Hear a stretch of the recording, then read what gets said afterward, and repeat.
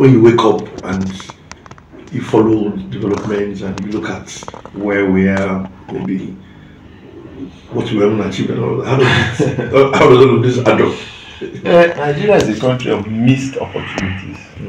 And even outside of football, we shouldn't be where we are. And the evidence is all around us. And we all know it. We all, every Nigerian knows it, that where we are is not where we should be.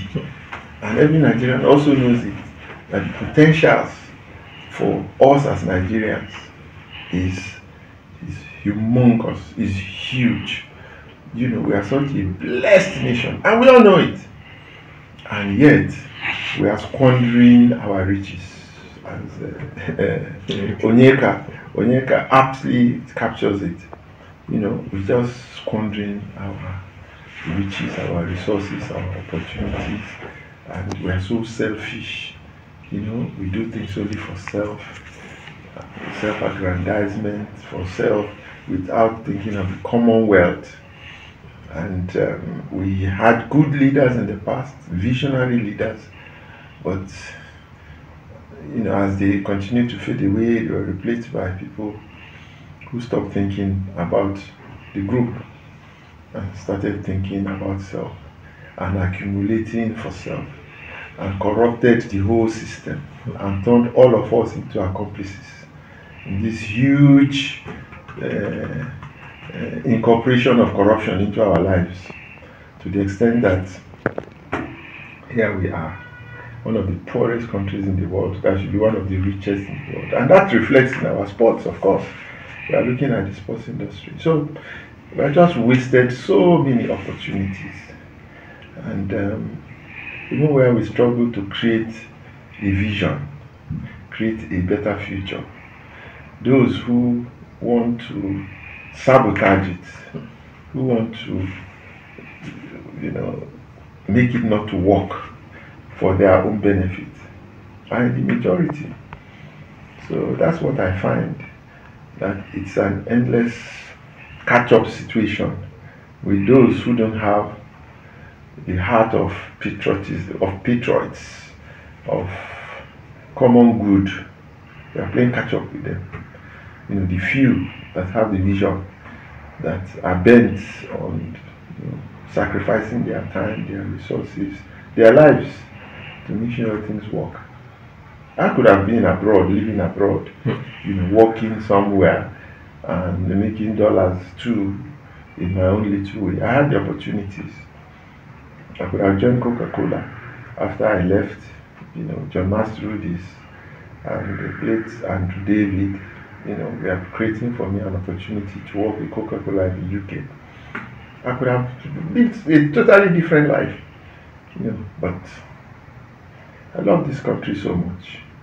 I don't want to live outside of this country. Everything I want to do, the legacy I want to leave, is of service to my country for some reason. And it has to do with my upbringing. My father, who would always point at the picture of Awolowo on the wall and tell us what Awolowo was planning, was doing, and so on and so forth. And I still live with it, with that kind of a vision for this country. So, we have missed it. We have missed the train. And I don't know how we can get back on track. Because Chief Awolowo's words are haunting forever. When he said, if the things were not fixed at that time in 1986, then the situation will become irredeemable. So what I see now, I'm not a pessimist, but what I see now is an almost irredeemable situation. But I pray that we wake up from our slumber and the challenges that we face will convert into opportunities for us to get back on track to development. Football is a game, is a sport. It could be a model it could be a model, it could be a compass, it could be a weapon, you know, it could be a candle to show possibilities and the way for those who can think it, who can see that it is not a game. The World Cup, for example, you know, is an event that lasts 1 month. And the football content of the World Cup is the least activity in the World Cup. Because the World Cup itself is a 7-year project of development. Outside of the game itself, the football played and watched are the least activities in the World Cup. The others are about life, about developing the roads, about developing the hospitals, about fixing your security, about fixing your immigration, about fixing your facilities, about constructing railways and roads. It's about everything. But you have to have the mind to see, the power of sport beyond sport, for you to start to appreciate, what sport is, what football is.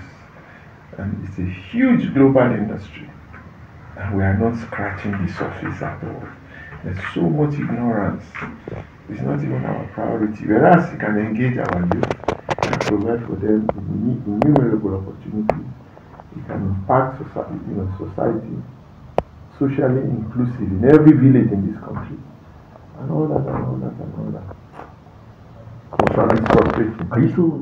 It's about sport, yes, now. But what aspect? It's not the playing of it. It's the use to which you can put the playing of it. So, and that's what I'm doing. Even in the media, it's not the football plate that I'm using in developing my media empire, as it were. That's it too. But the industry is different.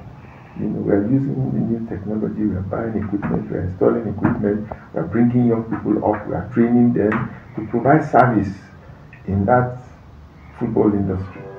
The football is going on its own, but the more important thing are the things around it.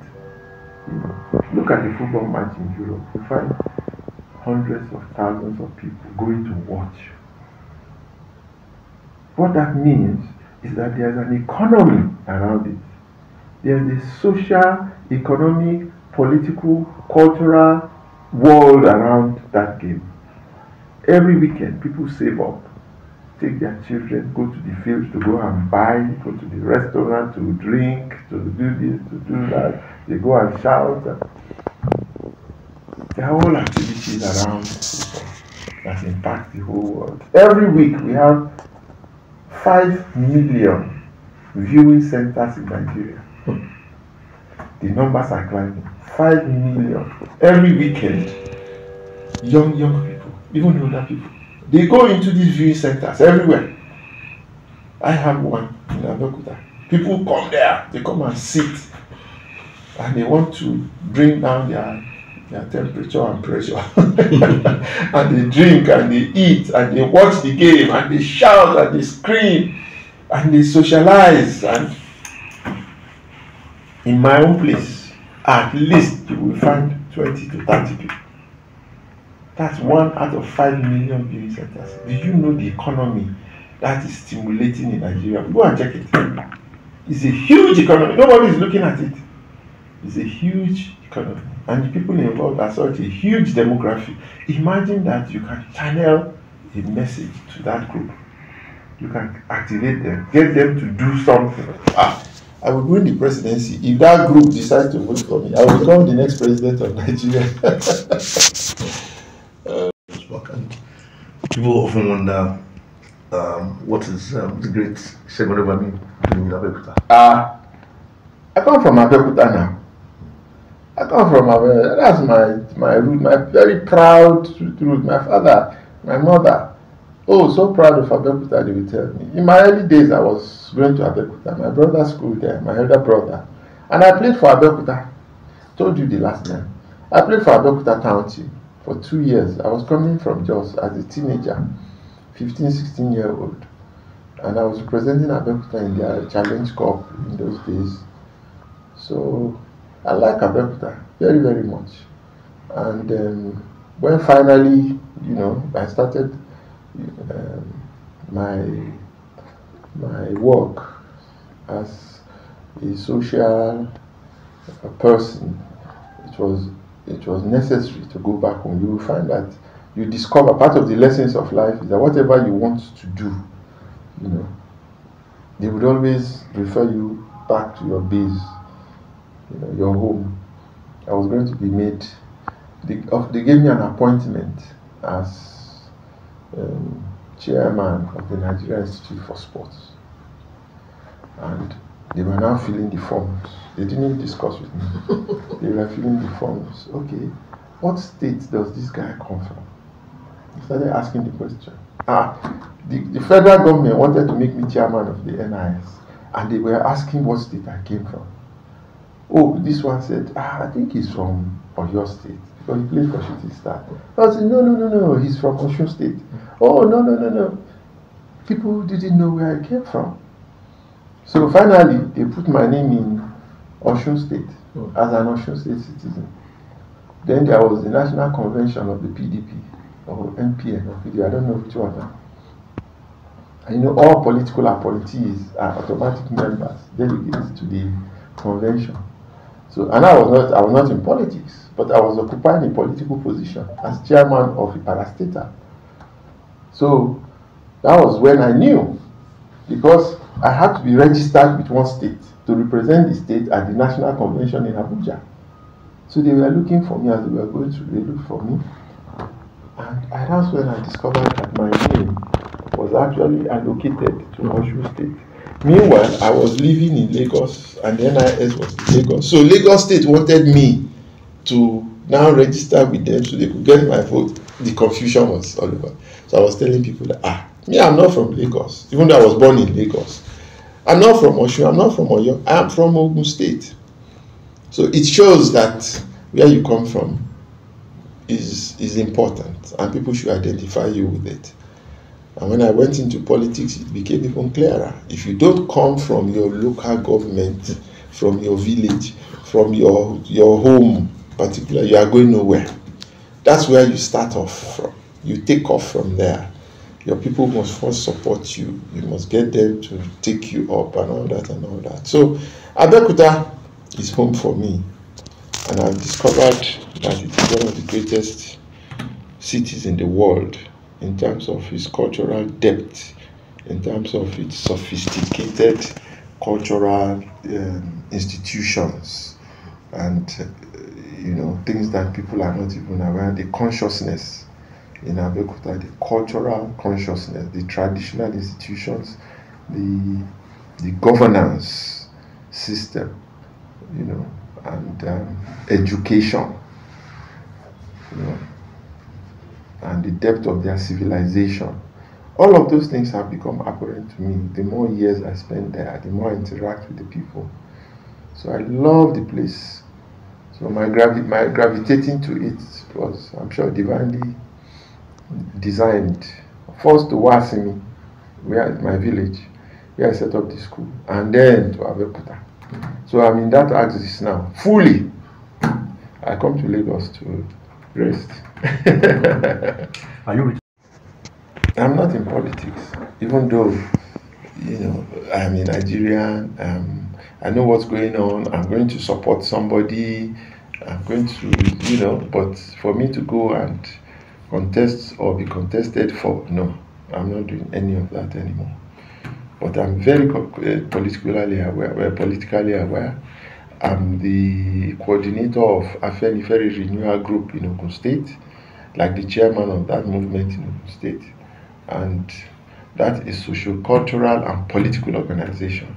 So we discuss politics. We discuss politics of Nigeria, politics of Yoruba land, politics of Ogun State. So I'm very, very much in the conversation, the political conversations. But I'm not contesting, and I'm not. I am in a political party. You are not? I am. Okay. Which party? I registered for APC. Okay. I registered for APC. Not now, but I've been, and I've not withdrawn my membership. I contested under Labour Party to start with, and then Zenith Labour Party. But that was just something, a vehicle to take me into that world, for me to see everything that existed within the political space and to experience it myself. And the lessons I learned from that, They should hire me in one of the universities in their department of political science for me to go and offload my experiences and the lessons. But nobody is coming because they don't know that I have lessons up there. Left, did you feel or fulfilled? Did you feel unhappy with what experience you had in the process? No. My own experiences were, I took them, as a sports person, I'm used to not succeeding, as in failure, not winning and all those things. So I'm used to it. So I didn't go in there thinking that I would win anyway, But I went in there to learn, and I got what I needed. I learned. My eyes were open to the reality of governance in Ogun State, and to see, I thought this situation was bad before I even went in, and it was something that, given an opportunity, I could fix. What I found is that the situation was rotten. The situation was worse than bad, and that the disconnect between the people, the ordinary people in the little communities and so on and so forth, they are so disconnected from governance. Government and the people are not connected at all. They don't even know what's going on there. It doesn't impact them. They don't feel it in any way. There's no development at their level. There's no empowerment at their level. And it's all cheap political talk at the top. So I saw all of those things. So it's not a negative thing at all for me. It was a serious learning process that tells me the reality of the situation of the masses in Nigeria. So I didn't succeed to be governor, but I succeeded to know my people, to appreciate them better. So I liked the experience, the political experience. I spent my own, I didn't have money from anywhere. The money I didn't have, I spent. But if I didn't spend it, I would not know. So now, as I believe, it is just that people don't appreciate it, because it's politics. If it is sports now, they would invite me, as I've been invited to so many universities abroad, to come and talk about my experiences in sports. In politics, it's only Baba Obasanjo. When after everything that we met, Baba laughed and laughed. He said, Segun, how could you? But the lessons that you learned from that place, nobody can buy them. He was the one who said it. He laughed at me because when I went, we were close. So, and I knew how he was thinking. And then I was reluctant to tell him that I wanted to contest because I knew he was supporting somebody else and all that. Then for me to come out and say, Baba, I'm going to contest, and he will ask me what party, Timbas of him, he will laugh and laugh. And he would know that it was senseless for me to have gone in. So I didn't tell him. I avoided him. And finally I saw. But I met incredible people along the course of that exercise, and how the system worked. People who came and offered me money to drop my position, to embrace their own, not to contest as governor, but to contest as to be deputy governor to somebody, to leave my party. And I was just watching everything. It was incredible experience. So how do you see? Me, I don't see anything. How so? Me, I don't see anything. Me, I've been struggling to understand what is going on. I don't even understand it. As much as I want to. The political environment is so cloudy. And me, I don't see any bright spots at all. Anywhere I look, it's like a roadblock. Anywhere I look, it's like a roadblock. So me, I don't know. I really don't know. I don't see the future. For the first time, I don't. Okay, how will it go? This one will go. Look at the level of insecurity in the country. Look at the state of our economy in the country. Look at the poverty level that the people are. Look at the total chaotic situation that just pervades our society. You can't travel easily. There's no work. There's no money. There's nothing. You read about stuff that frightens you. 80% of our oil is going into private vessels. Where do you want to start from? Where do you want to start from? So, I don't. When we have all these crises, although I hear now that the security situation is improving, but when you have so many spots around the country that are unstable and there's crisis, how can you have elections? How can you have elections? There are certain places that people cannot even go to talk of voting. Even now, going out, even in Abuja, I went to Abuja recently, people have stopped going out. The fear of insecurity, people have stopped going out. You can't travel from Kaduna to Abuja. You can't do this, you can't do that. I went on this road from Osogbo to Iwo, and the road was so lonely. People were not traveling. Lonely and not dangerous. So to go on that route, we had to carry two mobile vehicles. Okay, sir. Card-carrying member of APC, you should be active, as in trying to help decide on which way to go and all that. No, I'm not, because I'm struggling to survive. I'm struggling to survive. That's the reality. I've just set up my radio station, and it is tough, particularly at this time. Where radio? No, I applied 20 years ago. 20 years ago? Yeah, so, and I got the license 2 years ago, and I didn't borrow money, so I had to look for money from a few friends and all that, so to set it up, and we started operating 3 months ago, and my vision for it is massive. I want to go where no other station has been. That's the way I set up my own activities, my own projects. So, and that's taking a lot of my time. I'm taking the little resources I have, and that's my focus. And I have to survive. It is hard for a footballer to survive in this country, for a sportsman. There are no cushions, and there's no income from anywhere. So that's my priority, to survive now. So I don't have time to go and do any politics. I can't campaign. Who will I campaign for? Who will I campaign for? You have to be convinced in this environment. Even to campaign, you need money. Your own money. Nobody will give you money. So, yeah. The APC, I'm not active in the party anymore. I'm not active in the party. So I don't know what is going on there.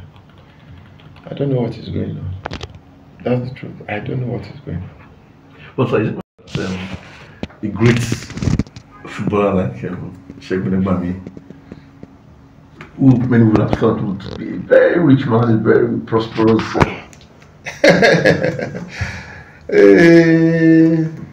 The only land I own in this world, I own a piece of land, and it is in Lagos State, where I am born.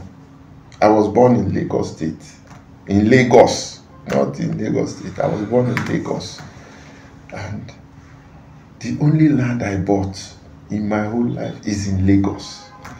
When Bola Tinubu was governor, and I bought the land in Magodo, and I took the documents to Lagos State government, and I said I wanted to get my CFO, and that's when they told me that the land was in a flood plain, that they can't give me the papers because the land was in a flood plain. And this is land that is just next door. We shared wall with the University of Lagos Estate. My land was just next to and these are 3 plots of land that I bought. I invested my money. So I left it. 10 years down the line, I fenced it. I fenced the place and left it on advice. 10 years down the line, my friend becomes governor of Lagos State. It's not my friend, it's my brother. He becomes governor of Lagos State. And I go to him and tell him about the land. I say, I have this land, help me. He says, okay, sends me to the people in the ministry. And for 8 years that he was there, not only didn't they do anything about it. The land now is no longer floodplain. They have taken, Lagos State government now acquired the whole land. Now acquired the whole land in the whole environment. They now reallocated the whole land. Mine was there. Everybody in that environment knows that it is my land because I had fenced it, I wanted to build, but I couldn't build because they said there were no papers. My friend leaves office. Another governor comes in. And I go and I said, look, this is the only land I have in the world. This is me. This is Segun Odegbami. A job. Help me and all that. Okay, bring the papers. I bring papers again. And they look at it and, oh, they have allocated it to somebody. So, but you told me that it would. Anyway, it's not I'm complaining. I'm just saying that this is me. If people were going to help me in this country, they would just help because of what I've done. This is my own money I earned, I paid, and the documents are there in the government of Lagos State. And 4 governors have come there and gone, and none of them could help me process my small piece of land. The land has reduced to half. They now said, go and get a lawyer. And I've now hired a lawyer who was a big person in the government of Lagos State before. When he took a look at it, this one is very simple. Oh, we will do it today. He takes it away. I've spent money on it.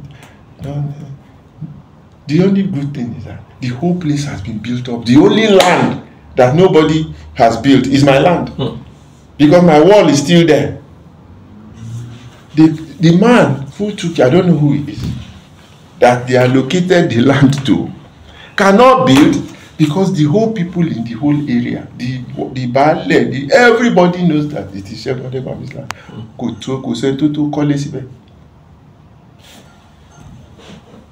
This is me. I'm just saying that you think people like you can get things done, you can do things. That's the only land I have in the world. So when you say, how can I be, I'm not rich, I'm not, because there nobody is helping you. That's the truth. You're your own. I knew that from my land in Lagos up till now. The land is still there. I cannot develop it. The person Lagos State government allocated it. For the first time, I'm saying it publicly. Publicly. Lagos State government has not helped me one bit. My friend who became somebody in charge of the land, my own friend, saw it as, yeah, and they now put her in charge. Now she said, oh, now I'm in charge. Since the day I gave her the document, we have not seen up to today. My calls, they will not pick. My this, they will not. So what happened? I'm 70. So the land will not be even useful to me again because there's no energy. So you think that life is not easy. If for me, that I'm a Lagos born, if you go to Mushin, if you go to Adeshina Street, if you go to that environment, go and ask for the Odegbami family. We are deeply rooted. My auntie, they named Jacob Street. It's off Adeshina Street. Jacob Street. That's my father's name. Go on to 7 and 9 Jacob Street. You will find the Odegbami dynasty in Lagos. My people who were in Lagos State, the Hansen family, the Davis family, those are my first cousins. So I'm deeply rooted. I was born in Ireko, number 10 Ireko Lane, inside the heart of Lagos. Nibi Idumota, that's where I was born. So I'm a Lagosian, I have a claim. I have one land in this world, though, I'm saying it, let everybody know. I don't have land anywhere else. I didn't buy land in Abeokuta. I didn't buy land in anywhere. The only land I have is in Lagos, and they denied me